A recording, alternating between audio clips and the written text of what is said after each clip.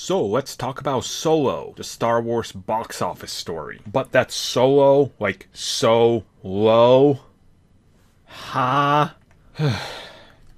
I just need a moment after that one. So what exactly has happened to Solo? Well, I need to keep stressing this. I really like the movie. I really do. It is a super enjoyable movie. It's better than I ever expected it to be after all the things that happened behind the scenes. It's like the best case scenario of what the movie turned out to be.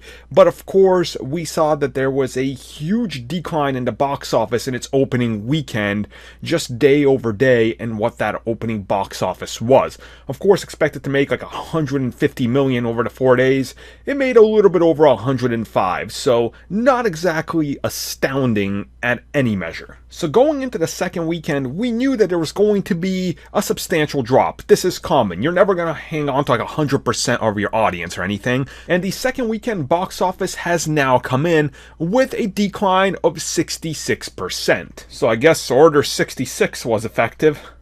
Oh, goddamn. Oh, I'm sorry. Anyways, 66% isn't bad. This is actually like the Hollywood standard for what you're expecting for a drop-off week to week. Now, of course, the problem with Solo is the fact that it didn't open up with major numbers. And just to kind of compare it, Deadpool 2 also dropped 66% on its second weekend going up against Solo. So, like I said, this is pretty standard. I mean, it ain't no record drop setter like Batman v Superman, so at least that's something to, add to its accolades. But essentially, people are just wondering what happened, and what happened was the movie is doing pretty good, considering all things, I would say, but in the long run, after 2 weeks, you're looking at 148 million for Solo. So, is it even going to pass 200 domestically?